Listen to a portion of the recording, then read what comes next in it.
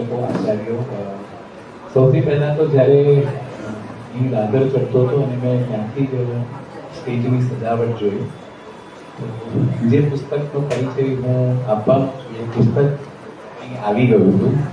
મને પોતાને પણ થયું કે મને હિંમત આપવા માટે એ મારી સાથે જ આવી ગયું છે. થોડીક એની વાત કહું.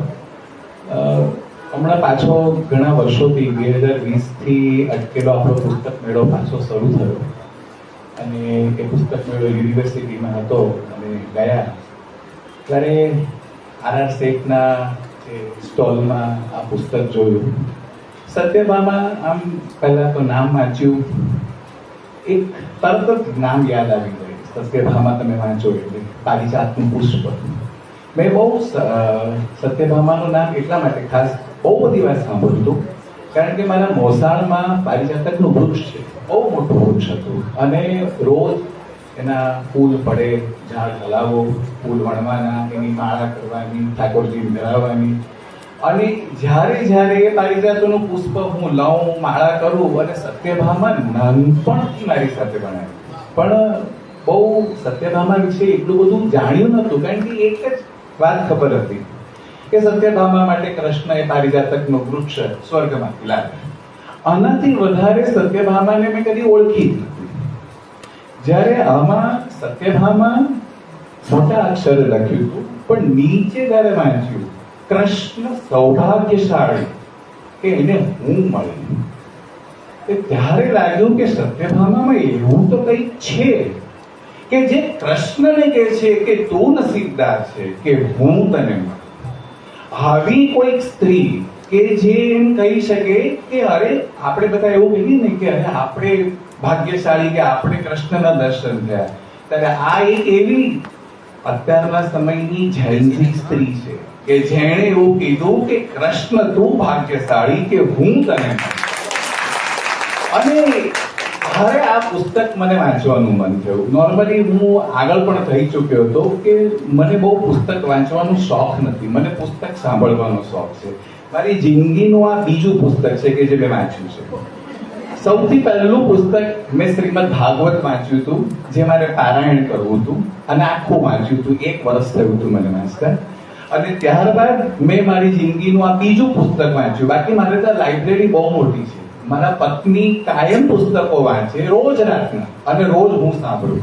મેં આગળ પણ એક પુસ્તક પરિચય આપ્યો હતો, દીકરી વાલનો દરિયો, પણ એ સાંભળેલા પુસ્તકનો આપ્યો હતો. આજે હું વાંચેલા પુસ્તકનો આપું છું અને મેં 4 દિવસમાં પૂરું કર્યું. એટલું બધું સુંદર પુસ્તક કે જેને માટે એમ કહી શકાય કે આ એટલી સુંદર સત્યભામાને રજૂ કરી છે. અને ત્યારબાદ જ્યારે જોયું કે એના લેખક રામ મોરી, જેણે આ સત્યભામા લખી, અને એમાં એને લખ્યું છે કે સત્યભામા એને શરૂ કરવા માટે એનું બાળપણથી, જેવી રીતે મારા મગજમાં પણ સત્યભામાના બીજ બહુ બાળપણથી રોપાયા હતા, એમ રામ મોરીના મગજમાં પણ સત્યભામાના બીજ બહુ બાળપણથી રોપાયા હતા. એમને એ ગામમાં બધી જગ્યા પર ભજન કરવા એના દાદા સાથે જતા ને, એમાં એ ભજન સાંભળતા હતા સત્યભામાનું રૂસણ કે રાસ રમવા આવો સત્યભામા ગોરી મારી સંગ. એ રામ મોરી એના દાદાને પૂછે છે કે આવું કેમ? તો કે સત્યભામા રીસાઈ ગયા છે, રાસ રમવા નથી આવતા, એટલે કૃષ્ણ એને મનાવી રહ્યા છે. તો રામમોરીના મગજમાં, જે આના લેખક છે, જેના મગજમાં એમ થાય છે કે સારું, કૃષ્ણની તો 1107 રાણી તો છે જ, વાય કેમ સત્યભામાને છે કેમ મનાવી રહ્યા છે? કારણ કે તમે જુઓ તો પુરુષ પણ એ જ સ્ત્રીને મનાવવાનો પ્રયત્ન કરે છે કે જે થોડીક નખાળી હોય. આવા આ કૃષ્ણનું જે એને દર્શન કરાવ્યું છે, એ રામમોરી કહે છે કે મારે કૃષ્ણને જોવો તો, અને મેં એને વેદ વ્યાસ, નરસિંહ મહેતા, મીરા, ડોંગરે મહારાજ, આ બધાની બારીએથી મેં કૃષ્ણને નિરખ્યો. અને એ કૃષ્ણને નિરખતા જ્યારે મેં સત્યભામાને જોઈ, ત્યારે એ સત્યભામા વિશે લખવાનું મન થયું. એમને એ રામમોરી કહે છે કે સત્યભામા આટલા વર્ષોથી મારા મગજમાં ચાલતી હતી, પણ લગભગ 2014માં એ ચેનલમાં કામ કરતા હતા અને એમણે એક પ્રસંગ લખવાનો આવ્યો જેમાં કૃષ્ણની સુવર્ણ તુલા, મોટે ભાગે કૃષ્ણની સુવર્ણ તુલા જે બધાને જ ખબર હશે કે રૂક્ષ્મણીએ છેલ્લે તુલસી દલ મૂક્યું અને કૃષ્ણ તોડાયા. એ પ્રસંગ લખવાનો આવ્યો અને મનમાં પેલી જે સત્યભામા હતી ને તે પાછી બેઠી હતી અને એમણે આ સત્યભામા લખવાની શરૂઆત કરી, પણ લખાતી નહીં હતી. 2014માં એમણે લખવાની શરૂઆત તો કરી, ઘણા બધા અને એના વિચારો આવતા ગયા, લખાતા ગયા, પણ જે એમ કહેવાય ને કે જે સત્યભામા લખાવી જોઈએ આ નવલકથા, એ લખાતી નહીં. અને એ સમય દરમિયાન એમને અત્યારનું જે બહુ હોટ ફેવરિટ ચાલી રહ્યું છે રાજાધિરાજ, એ રાજાધિરાજનું એમને કામ મળ્યું કે એ એમને લખવાનું હતું અને રાજાધિરાજને માટે એમને અલગ અલગ કૃષ્ણની બધી ભૂમિઓમાં જવાનો એને તક મળી, જેમાં દ્વારકા ગયા, નાથદ્વારા ગયા, ગોકુળ વૃંદાવન ગયા.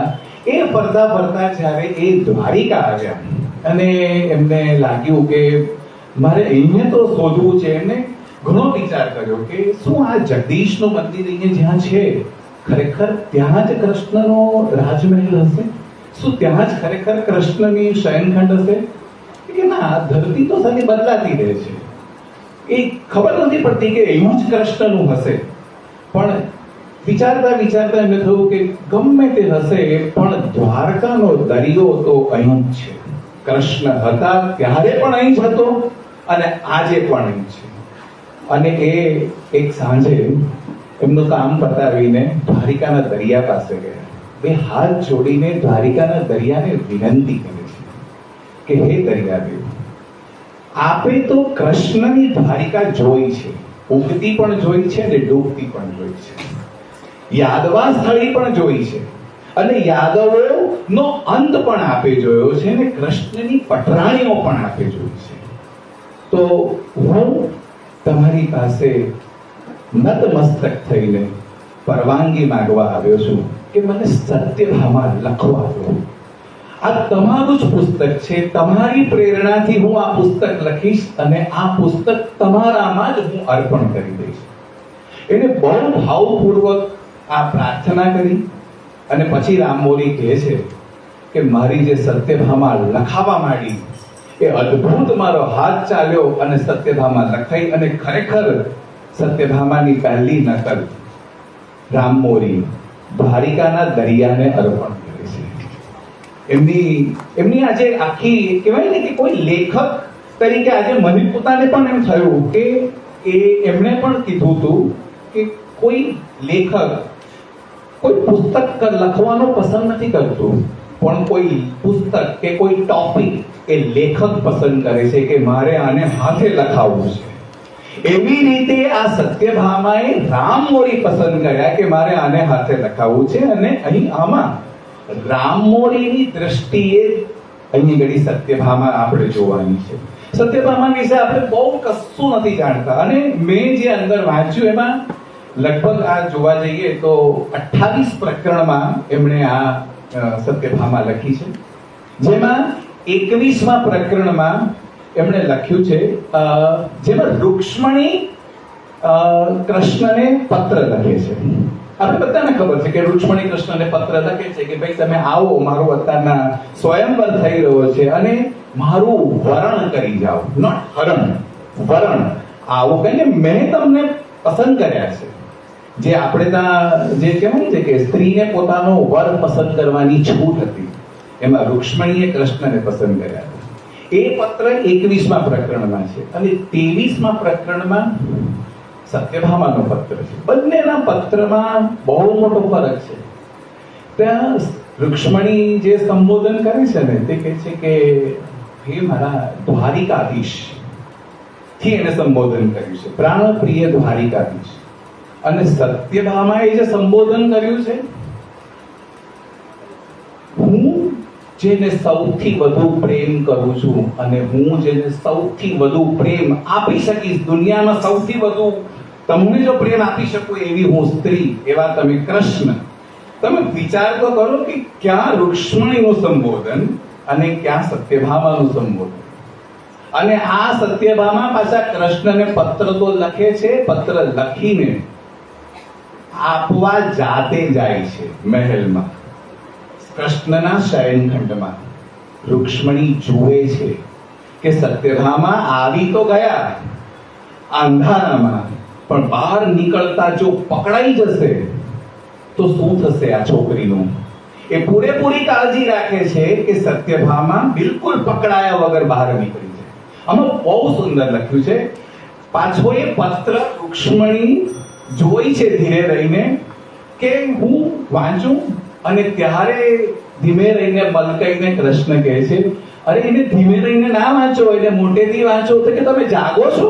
તો કે હા, હું જાગો જ છું.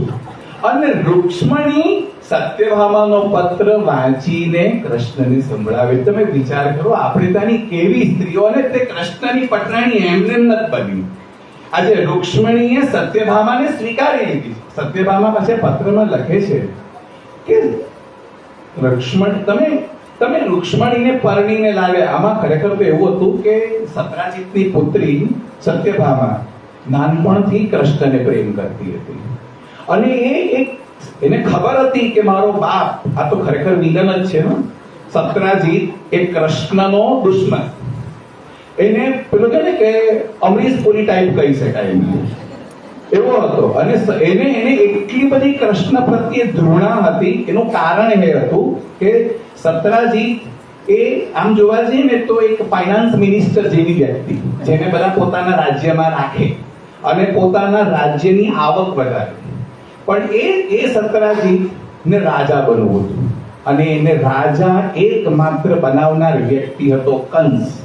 અને જ્યારે કંસે નક્કી કર્યું કે હું તને રાજા બનાવીશ, અને સત્રાજીત જ્યારે એના દરબારમાં જઈ રહ્યો છે, અને એ વખતે 8મા પગથિયે આ કૃષ્ણ પોતાના મુષ્ટિ પ્રહારથી કંસને મારી નાખે છે, અને સત્રાજીતનું સ્વપ્ન ચકનાચૂર થઈ જાય છે, રાજા નથી બની શકતો. એ સમયથી સત્રાજીતનો દુશ્મન કૃષ્ણ થઈ જાય છે. અને આ સત્રાજીતની પુત્રી જે બાળપણથી જ કૃષ્ણને પ્રેમ કરે છે. બોલો હવે આ વિલન થયો કે ભાઈ. અને એ એટલા માટે સત્રાજીત જ્યારે ખબર પડે છે સત્યભામાને કે મારા પપ્પા સત્રાજીત એ દ્વારિકા જઈ રહ્યા છે, તો બહુ ખુશ હતી, પણ પોતાની ખુશી વ્યક્ત નથી કરતી. સત્રાજીત દ્વારકા જાય છે કારણ કે બલરામ બોલાવે છે કે ભાઈ અમારા રાજ્યમાં તમે આવો અને અમારા ફાઇનાન્સ મિનિસ્ટર તરીકે તમે રહો. અને સત્રાજીત ત્યાં આવે છે, પણ સત્રાજીત તો વેર માટે આવ્યો હતો. સત્રાજીતને કૃષ્ણ સાથે વેર લેવું હતું, અને એટલા માટે જ આપણે બધાએ સાંભળ્યું હતું સામંતક મણિ. એ સામંતક મણિ કૃષ્ણએ નતો ચોરાવ્યો, સત્યાજીતે પોતાના ભાઈને આપીને મોકલી દીધો હતો.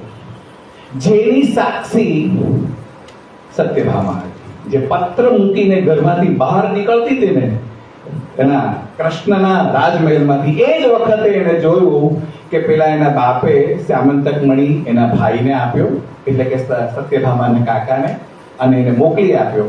અને એ અને આ જ્યારે કૃષ્ણ પર આરોપ મુકાયો હતો ને, ત્યારે સત્યભામા કૃષ્ણની સાથે ઉભા રહ્યા હતા.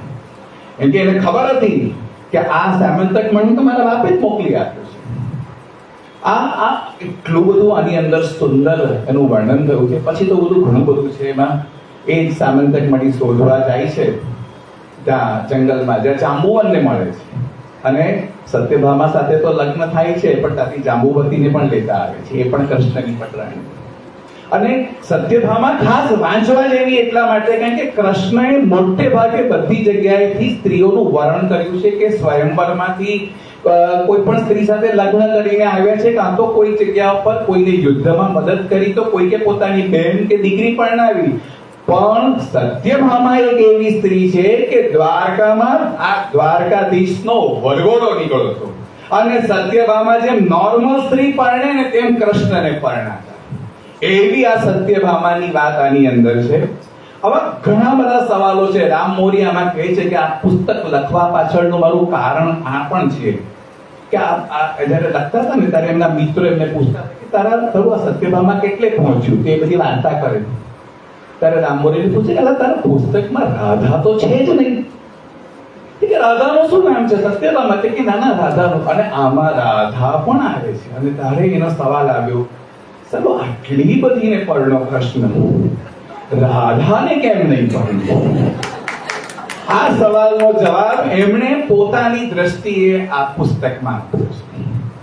એમને ઘણા બધા બીજા પણ સવાલો આવ્યા કે કૃષ્ણએ અમુક જગ્યા પર મને પોતાને સમજ નથી પડતી કે પોતાની આખી નારાયણી સેના દુર્યોધનને આપી દીધી.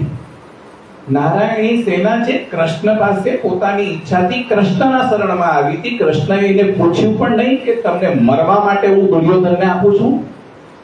એને એની બધી જ પત્ની વિધવા થઈ, કારણ કે આખી નારાયણી સેનાનો સંહાર થયો.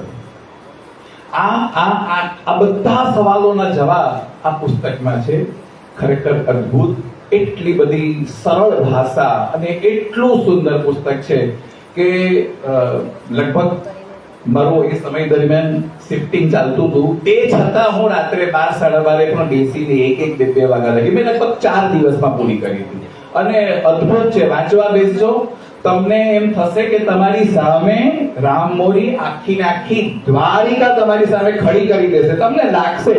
અને અમે એક સત્યભામાનું એક સુંદર વાક્ય છે, બહુ જ સુંદર છે. સત્યભામા એના એ છે કે હું ટોળાનું કારણ હોઈ શકું, હું ટોળાનો ભાગ નહીં હોઈ શકું. આ એ સમયની જયંતિ Satyabhama. Thank you very much.